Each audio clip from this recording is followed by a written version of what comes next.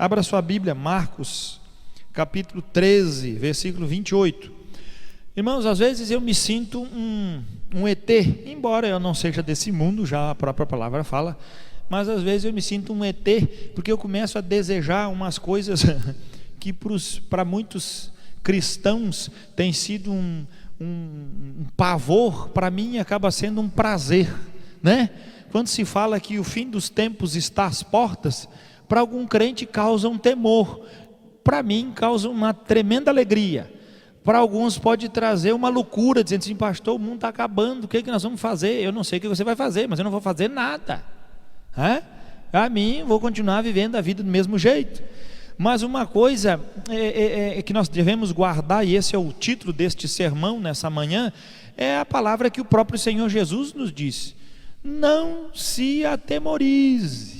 Não se turbe o vosso coração, não fique turvo, não suje a pureza da calmaria da obra de Cristo.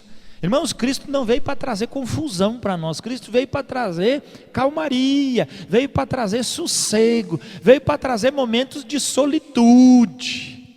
A obra de Cristo tem que trazer isso em nós. Mas o mundo está indo, eu me vejo dentro de um ônibus, digamos numa serra abaixo, numa pirambeira, a qualquer ponto e a qualquer momento este ônibus está com a lona de freio, digamos assim, no limite. Daqui a pouquinho esse ônibus vai grota abaixo. E como é que a gente se encontra? Numa paz, num sossego. A obra de Cristo tem isso, essa relevância. Então, o que o pastor tem da parte do Senhor para nos alimentar nessa manhã é justamente a recordação dessas coisas, para que a nossa fé fique cada vez mais firme nas promessas e no andar do Senhor, e não nas circunstâncias que estão aí trazendo pavor ao coração daqueles que às vezes não conseguem perceber a volta e o valor da obra de Cristo consumado com sua volta. Marcos 13, 28 diz assim: aprendei, pois, a parábola da figueira. Quando já os seus ramos se renovam e as folhas brotam, sabeis que está próximo o verão. Assim também vós, quando virdes acontecer estas coisas, sabei que está próximo às portas.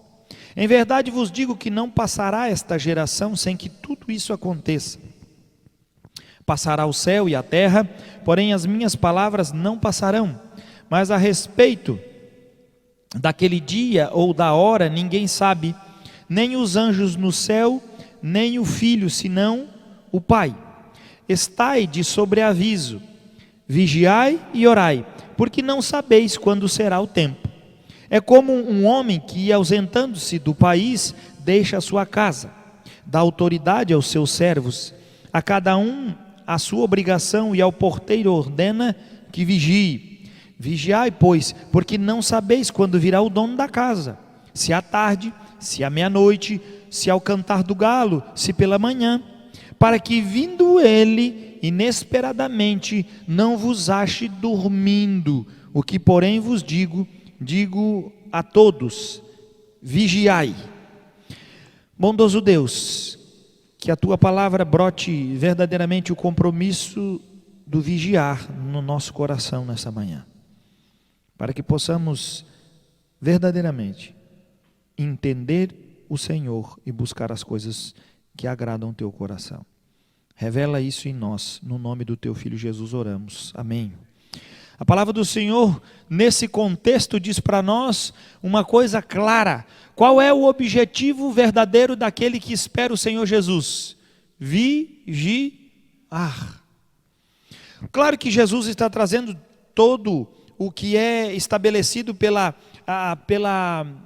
que traz como uma pré-anunciação o tempo aonde o Senhor Jesus está estabelecendo o que aconteceria como um pré-estabelecimento da grande tribulação. Aconteceria o quê? Com aquela geração que Jesus está vendo ali. Ele está dizendo: não vai passar essa geração antes que aconteça uma ação sumária daquilo que virá no final dos tempos. E realmente aconteceu com aquela geração ali de convivência, primeiro com uma perseguição violenta contra a igreja. Não aconteceu isso naquela geração? Aconteceu. Segundo, com a extirpação do pecado, com aqueles que induziam o erro e a ganância e vendiam e negociavam dentro do próprio judaísmo. Aconteceu a extirpação disso? Aconteceu. Jerusalém foi destruído, o templo foi totalmente, entrou, a judeusaiada foi espalhado para tudo que é canto aí. Tudo isso se cumpre com a palavra que Jesus está dizendo, mas ele não está apenas se referindo àquele momento e àquela geração, ele está dizendo que aquela geração seria o exemplo das coisas que aconteceriam lá depois, mas ele traz para nós um foco muito maior, quando ele traz justamente o tempo onde essas coisas começariam a se revelar para nós. O versículo 31 diz isso: passará o céu e a terra, porém as minhas palavras não passarão.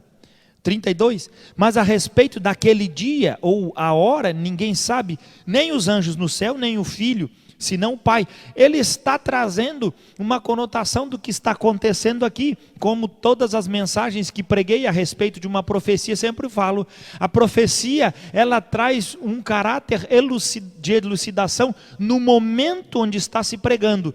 Jesus então usa até o versículo 30 para falar o que estava acontecendo com aquela geração, dizendo que a profecia manifestaria para aquela geração algo que depois, futuramente, seria respaldada pela vinda do Messias. Toda a profecia do Velho Testamento, do Novo Testamento, profecias bíblicas, ela tem um respaldo no povo na hora dada a profecia, e também com este cunho escatológico, profético. A profecia que não passa por esse veio, ela não é uma profecia bíblica. Você entende isso? A profecia bíblica, ela tem uma ação agora, um desdobramento e uma conclusão messiânica. Porque até as profecias do Novo Testamento, elas vão revelar quem? A obra e a manifestação do Messias. Então, se nós olharmos para isso, mas pastor, olha só, diz que essa geração ia acabar tudo e não acabou, a palavra se contradiz, é a gente que cria essa confusão, porque todos os princípios de profecia bíblica, ela tem um cunho no momento, um desdobramento no mover da igreja e a revelação completa com a volta do Messias. Esta profecia, mais claro que isso, impossível. Está bem nítida as palavras de Jesus. E ele prega, ele traz esse contexto profético dentro do mesmo patamar que vem o Antigo Testamento. Jesus não vai criar um novo modelo de profecia. Ele vem pelo que a palavra vem se desvendando e revelando em todo o tempo. E aí o que ele traz com toda a ação é um mover do tempo que os discípulos viam. No tempo deles, o que Jesus está dizendo para eles? No tempo de vocês, a percepção que vocês têm que ter é essa que vocês têm de olhar a figueira. Quando vocês veem ela brotando, quando vocês veem os ramos aparecendo, vocês sabem o quê? O verão está chegando. Está chegando no momento de ela começar a produzir. Então abra os olhos. Assim como vocês olham aqui no dia a dia as coisas o quê? Corriqueiras, as coisas normais, as coisas mais comuns, assim também vai ser na vinda do Filho do Homem. Só que a característica que ele traz para nós agora da vinda do Filho do Homem, o que é? É o versículo 34. É como um homem que, ausentando-se do país, deixa sua casa. Dá autoridade aos seus servos, a cada um a sua obrigação, o desdobramento da profecia no meio da igreja. E ao porteiro ordena que vigie. Ao porteiro aqui nós podemos dizer ao líder, ou seja, aqueles que vão ter o papel de liderança na igreja. Esses é que tem que estar vigiando e olhando as circunstâncias, para que possam anunciar para a igreja a sua obrigação. Versículo 35. Vigiai, pois, porque não sabeis quando virá o dono da casa. E aí ele diz, se à tarde, se à meia-noite, se ao cantar do galo, se pela manhã, para que vindo ele, inesperadamente, não vos ache, de que forma? Dormindo. Espera aí, gente, Presta atenção no que o texto está dizendo. A Bíblia diz que ele pode vir a qualquer momento, mas tem uma colocação aqui muito importante. E se ele vir à meia-noite, é para a gente estar dormindo? Mas o mundo todo, e nós temos a consciência de mundo que de noite é horário de dormir. Mas a Bíblia diz que quando o Senhor vir, não vai ser um tempo de espera. O que ele está querendo trazer nesse contexto para nós? É que a circunstância do mundo, com o foco de Deus, é para ser vista de uma forma contrária. Como assim? O mundo está se perdendo e nós ficamos desesperados? Não, o mundo está se perdendo e nós temos que ficar faceiro. Mas como isso, pastor? O que está em desespero é eles, não nós. Quem entra em agonia é quem está perdido, não quem está salvo. Não é assim? Você vê um cara se afogando na praia e o pessoal na beira da areia, tudo morrendo, fazendo respiração boca a boca, está morrendo tudo. Quem é que tem que ter que fazer respiração e ressuscitar? É quem está se afogando, quem está lá salvo. Não precisa fazer nada. O máximo que a pessoa vai ter é se angustiar pela tristeza de não poder fazer nada com aquilo. Agora, ela não passa pela agrura e nem pelo sofrimento de alguém que bebeu 10 litros d'água em 2 minutos. Ela não tem nada com isso. Por quê? Porque ela não está sujeita àquela circunstância. Diferente se a pessoa se coloca naquela posição. Então o desespero toma conta. Versículo 36, para que vindo ele inesperadamente, não vos ache dormindo. E qual é a ação de dormir no contexto bíblico, profético? Descansar? A Bíblia é o oposto a vigiar. Dormir o que é? É não vigiar. Dormir no conceito desse texto profético é o quê? É se colocar na circunstância de que as coisas vão de uma forma da qual Deus não vai intervir. E é esse o nosso perigo. O mundo está trazendo o contexto dizendo que Deus não vai intervir aqui no mundo. Já veio uma teologia dizendo que Deus criou o mundo e deixa as coisas do jeito que estão. Não há nenhum foco da parte de Deus que venha interferir no homem. O homem tem o livre-arbítrio e ele vai fazendo as suas escolhas e vai colhendo o que as escolhas dele estão fazendo. É esse o contexto que o Senhor Jesus está dizendo. Não fique você ciente e nem também pensando que esse tempo do Senhor trazer ou chamar a responsabilidade não vai vir. Nós ficamos pensando, não, mas oramos tanto, mas pedimos isso, mas suplicamos. Parece que Deus não está nem aí com as coisas do mundo. Fique sossegado, meu filho. A Bíblia diz que quem vigia espera o tempo do Senhor intervir no mundo. E Ele vai intervir. Ah, mas o mundo anda de todo jeito. Não é assim que vão dizer? O Senhor está voltando, o Filho de Deus está vindo. O que é que eles vão dizer nas esquinas, nas vielas? Ah, isso aí desde o tempo dos nossos pais falavam que Ele viria. Ele não vai vir coisa nenhuma. O mundo sempre foi mundo. Olha aí, tem sol todo dia, chuva, tem noite, tem verão, inverno, tudo continua do mesmo jeito. Não se preocupe, Ele não vai vir. Deus não quer nem saber do homem. Você sabia disso? Há uma teologia hoje no nosso meio dizendo que o homem é responsável pelos seus atos. Você tem que criar a sua própria escolha. Você tem que fazer agora o seu mundo desenvolver. Engraçado, a palavra do Senhor está dizendo que aqueles que esperam no Senhor é para agirem de forma vigilante. Para que Ele, no tempo propício, venha fazer o que no mundo? Revelar com autoridade e poder. 1 Tessalonicenses. Como isso vai acontecer? Nós temos que estar bem esperto. 1 Tessalonicenses 5, de 1 a 3. Carta de Paulo aos Tessalonicenses, o capítulo 5, versículo de 1 a 3. Todo mundo achou aí, irmãos? Amém. Primeira carta de Paulo aos Tessalonicenses, capítulo 5, de 1 a 3, diz assim: Irmãos, relativamente aos tempos e às épocas, não há necessidade de que eu vos escreva, pois vós mesmos estáis inteirados com precisão de que o dia do Senhor vem como ladrão de noite. O que Paulo está dizendo? Vocês sabem que vocês precisam vigiar, o dia do Senhor vem como? O ladrão na noite. Quando andarem dizendo paz e segurança, eis que lhes sobrevirá o quê? Repentina destruição.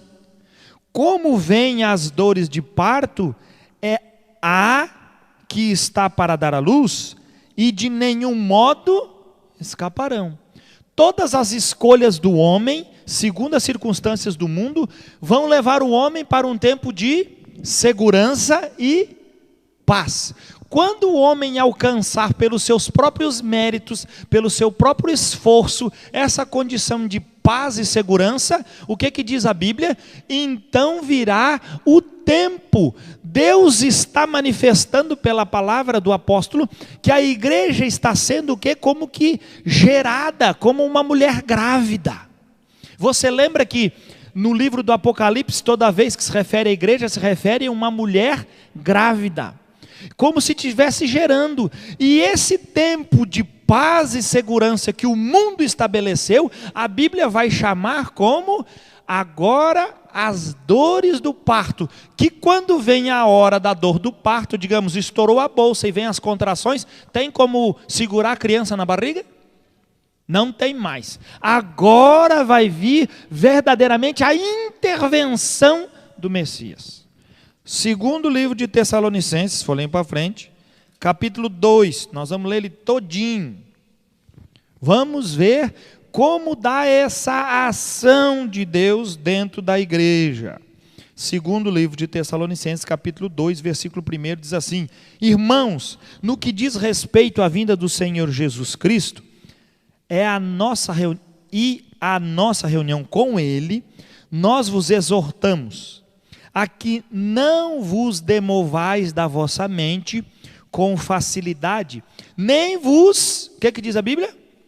Perturbeis, quer por espírito, quer por palavra, quer por epístola, como se procedesse de nós, suponho, tenha chegado o dia do Senhor. Ele diz, gente, ninguém apresse as dores do parto antes de ela começar. Não adianta alguém chegar aqui e dizer, vamos pregar agora sobre as profecias do Apocalipse. Aí a igreja enche, porque o pessoal gosta dessa coisa. Todo mundo pensa que não. A gente fala que o pessoal anda na rua lendo o futuro, as coisas aí. Eles vão lá para ver o futuro. Mas traga um profeta aqui que traga o futuro para tu ver se não enche a igreja no instantinho. A gente pensa que o pessoal de fora lá, nós somos a mesma porcaria, né? Só muda o rótulo, mas às vezes nós estamos mais contaminados do que o mundo. Estamos falando como igreja. Paulo está dizendo que o nosso coração é para estar de que forma nisso? Gente, como uma mulher grávida. A mulher grávida está comendo, está desenvolvendo a sua vida e a barriga está lá.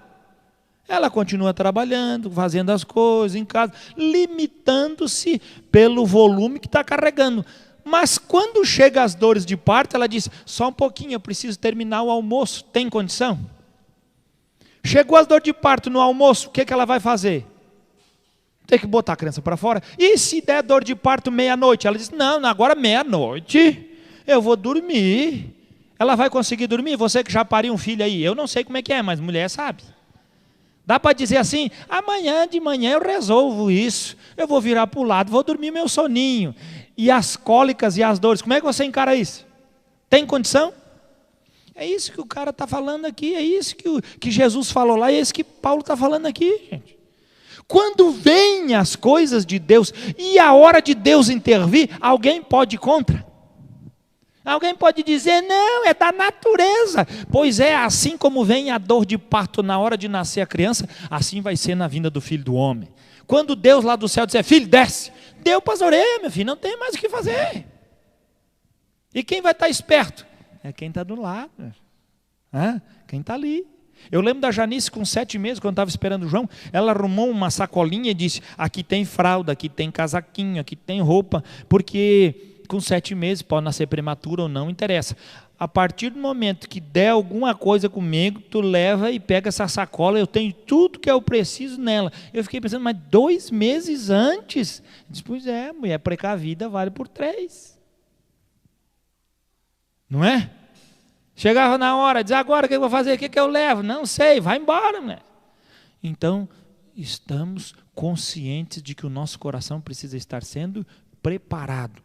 E Paulo está dizendo para nós, não é para a gente ficar perturbado, quer por espírito, quer por palavra, quer por pregações, quer por cartas, quer se proceder de qualquer um o dia do Senhor. Irmãos, Deus vai voltar e isso já está marcado, lá em Joel já foi dito isso, Malaquias foi dito isso, Zacarias foi dito isso, o grande e temível dia do Senhor, Daniel falou do grande e temível dia do Senhor, Ezequiel falou isso, e não estava falando do Messias quando vinha como um cordeiro que Isaías diz que veio da primeira vez, está falando do grande, terrível dia do Senhor, é a da segunda vinda dele.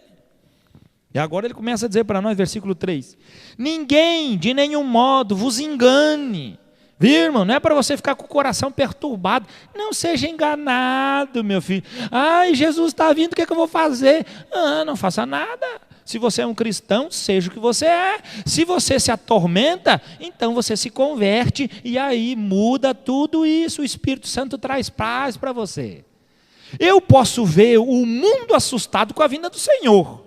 Agora, a igreja assustada, isso para mim é um desplante. Isso para mim é uma coisa controversa. Isso para mim é uma ação que eu não consigo entender. Não é? O texto de Jesus de não se turbe. A gente entra, não se turbe. Chega aqui no texto de Paulo, ele está falando o quê? Gente, não fique preocupado, não turbeis, não faça besteira. E aí ele está falando, versículo 3, ninguém de modo algum vos engane, porque isso não acontecerá sem que primeiro venha o quê? Apostasia, e seja revelado o homem da iniquidade, o filho da perdição. O que vai ser revelado? Uma mentalidade de um domínio, de quê? Apóstata, de iniquidade. O próprio iníquo se manifestando. Qual é a atitude desse iníquo? Versículo 4. O qual se opõe e se levanta contra tudo o que se chama Deus, ou é objeto de culto, a ponto de assentar-se no santuário de Deus, ostentando-se como se fosse o próprio Deus. Não vos recordais de que ainda convosco eu costumava dizer-vos essas coisas? E agora sabeis o que detém, para que ele seja revelado somente em ocasião própria. 7. Com efeito, o mistério da iniquidade já opera e aguarda somente que seja afastado aquele que agora o detém, o Espírito Santo e a sua igreja, lógico. 8. Então será de fato revelado o iníquo. Veja que ele está falando que o iníquo e a apostasia virá pelo filho da perdição. A gente pensa que vai ser um homem que vai trazer uma doutrina. Preste atenção no que o texto está dizendo, irmãos. Veja o que o texto está falando com toda a clareza. Ele está dizendo que ele vai trazer uma ação de iniquidade, opondo-se a qualquer coisa que venha divinizar o Senhor. É esse a ação de Satanás. É isso que vem com um foco muito contundente. Por quê? Porque a igreja começa a entrar dentro desse meio de iniquidade, irmãos. Como, pastor? Eu não estou falando da igreja lá fora, estou falando da igreja aqui dentro. Como é que a igreja se envolve com a apostasia? Como é que a igreja se envolve com as fraquezas do mundo? Irmãos, na maior clareza, absorvendo os princípios deste filho da iniquidade. Quando o pecado já não é mais tão pecado. Quando o erro já não é mais tão errado. Quando a afronta já passou a ser uma coisa desconsiderada no nosso meio. Como, pastor? Exemplo simples, como sempre falei. Por exemplo, a iniquidade que entra nas nossas casas pela televisão. A televisão pode ser uma bênção, mas pode ser uma maldição. Como, pastor? Lógico, a televisão pode você ver um programa e te instruir e te informar, mas também a televisão pode trazer para ti o quê? Grandes e graves consequências. Você pode olhar um noticiário muito bom, enriquecedor, mas você pode olhar um outro mesmo noticiário e que te traz uma situação totalmente contrária. Você pode ver um filme e pode te edificar, como você pode ver um filme e ele pode te levar para o abismo, cheio de prostituição, cheio de pornografia. Não é? E nós não vimos isso. Entra dentro da nossa vida, age no nosso coração e nós não reagimos a isso. Por quê? Porque a gente diz, não, se eu for para a igreja e pedir perdão, Deus resolve todos os meus problemas. Meu filho, não é isso que o Senhor Jesus está dizendo pela boca deste santo apóstolo do Senhor. Ele está dizendo que o mundo começa a interagir com o espírito de apostasia e de iniquidade. Sabe o que é? É o cara a semana inteira se prostitui na frente do computador e da televisão e no domingo ele vem para a igreja e senta no banco e é crentão. Você entende isso? Ô pastor, mas ele pediu perdão, meu filho, isso não é assim. Jesus não veio para trabalhar no perdão, ele veio para trabalhar no arrependimento. O perdão é divino, mas o arrependimento faz com que a pessoa seja transformada. E a Bíblia diz que existe no contexto nosso a apostasia. O que é apostasia, irmãos? A gente fica pensando, o que é apostasia? Apostatar, sabe o que é? É você saber com clareza o que tem que fazer, mas não faz. Você acha que está muito longe o tempo da apostasia? Presta atenção, no meio da igreja? Já acontece, meu filho. Se a gente bater aqui no púlpito e dizer a mensagem pregada com vida para você realmente ter transformado sua vida, quem aí realmente tem vivido este evangelho? Você vai ver que ai, o bicho pegou. A apostasia, irmãos, ela não vem como um decreto do presidente, como um morcego de asa escura voando. A apostasia já está presente.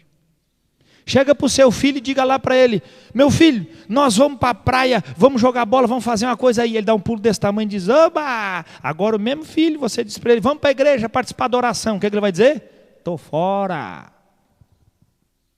E nós estamos falando para crente, não estamos falando para ímpio.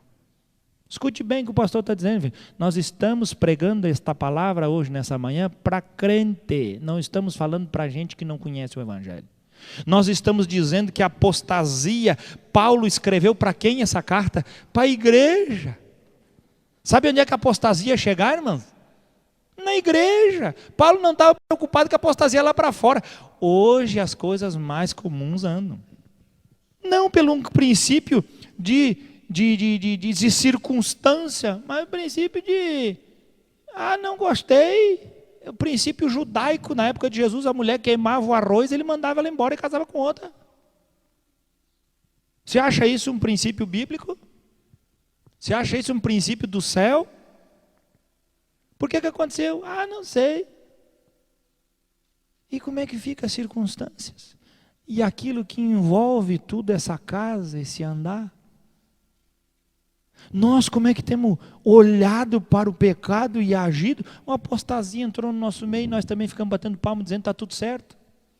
Nós ficamos pensando que a apostasia, ela vem assim e vai aparecer e vai dizer, chegou. Não, meu filho, ela já está no nosso meio. E ela só vai cada vez mais esfriar a igreja. A única coisa que ela pode fazer é isso. Veja só o que está dizendo mais. 9. Ora, o aparecimento do iníquo é segundo a eficácia de quem? Satanás, com todo o poder e sinais, prodígios e que mais? Da mentira. Ou seja, baseia-se tudo isso em cima daquele fundamento apóstata lá atrás, que se baseia no quê? Em princípios que não manifestam a glória de Deus. Princípios de Satanás. Eu acho muito jóia o texto sagrado quando ele fala que Satanás é eficaz. Satanás é eficaz. Isso me lembra muito bem a história de uma vez contada por um pastor, eu não lembro o nome dele aqui, mas ele disse que tinha uma irmã na igreja, que a irmã, tudo ela só via o lado bom, né? Aí terminava, aquele irmão que fez isso errado, irmão não sei o que, não sei o que, daí falava, não é irmã? Dela assim, não, mas ele é muito carinhoso comigo, muito carinhoso com os irmãos. Aí um dia o irmão disse assim, tudo que a gente fala de um irmão, da igreja, seja do que for, a irmã sempre elogia, pois hoje eu vou pregar sobre o capeta, e eu quero botar o diabo lá embaixo, quer dizer que o diabo é safado, sem vergonha, isso e aquilo, quero ver o que a irmã vai dizer depois. E aí disse que o irmão foi para frente e disse que o diabo é um sem vergonha, é um mentiroso, aquilo é um banguelo, aquilo tem que ser mesmo escorraçado, é ruim, e texto bíblico, né? O diabo é isso, o diabo é aquilo, o diabo é aquilo outro. Aí terminou a mensagem e foi falar com a irmã, e disse, e aí irmã? Gostou do sermão? Gostei. E aí, irmão, o que a irmã achou do sermão? Ele falou assim, realmente o irmão pregou na palavra com muita seriedade. Mas uma coisa nós temos que admitir, que o diabo trabalha. Não é? É o que o texto está dizendo. Satanás, ele trabalha eficazmente. E se existe alguém que trabalha, meu filho, sabe quem é? É Satanás. A Bíblia diz que ele não dorme. Se existe alguém que trabalha mesmo afinco de direito, é quem? É Satanás. E esse cara faz coisa do arco da velha. Veja lá o que diz. Versículo 9. Ora, o aparecimento do iníquo é segundo a eficácia de Satanás. Segundo o aquele projeto arquitetônico de Satanás, vai colocar bonito e preparado e as pessoas só vão entrar e morder a isca. Que coisa doida. 10. Com todo engano de injustiça aos que perecem, porque não acolheram o amor da verdade para serem salvos. É por este motivo, pois, que Deus lhes manda a operação do erro para darem crédito ao quê? A mentira, a fim de serem julgados todos quantos não deram crédito à verdade, antes, pelo contrário, deleitaram-se com a injustiça. O que é que diz a palavra do Senhor para nós? Lá no livro de Apocalipse diz que nos últimos tempos será liberada uma casta de demônios, sei lá se vem do inferno, de onde é que vem essa desgraçaiada, só sei que vou invadir mais. E corrobora justamente com esse texto que fala a ação de que Deus dá uma autorização para que as pessoas acreditem ao quê? Ao erro. Será pregado o erro e a mentira, e as pessoas vão dar crédito ao ouvido e andarão no caminho do engano e da mentira. Por quê? Porque não conseguem mais olhar para si próprios. Deleitam-se com a injustiça. 13. Entretanto, devemos sempre dar graças a Deus por vós, irmãos amados pelo Senhor, porque Deus vos escolheu desde o princípio para a salvação, pela santificação do Espírito e fé na verdade, para o que também vos chamou, mediante o nosso Evangelho, para alcançardes a glória de nosso Senhor Jesus Cristo. Assim, pois, irmãos, permanecei firmes e guardai as tradições que vos foram ensinadas, seja por palavra, seja por epístola nossa. Ora, nosso Senhor Jesus Cristo, mesmo e Deus, o nosso Pai, que nos amou e nos deu eterna consolação e boa esperança pela graça, consolem o vosso coração e vos confirmem em toda boa obra e boa palavra.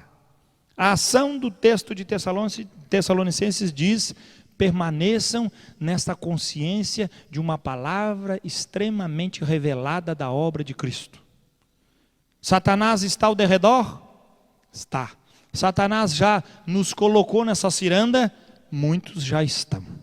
e não consegue mais sair, porque a eficácia de Satanás é tangível, é visível, é perceptível, e o ser humano tem a tendência de andar por aquilo que ele vê, e não por fé.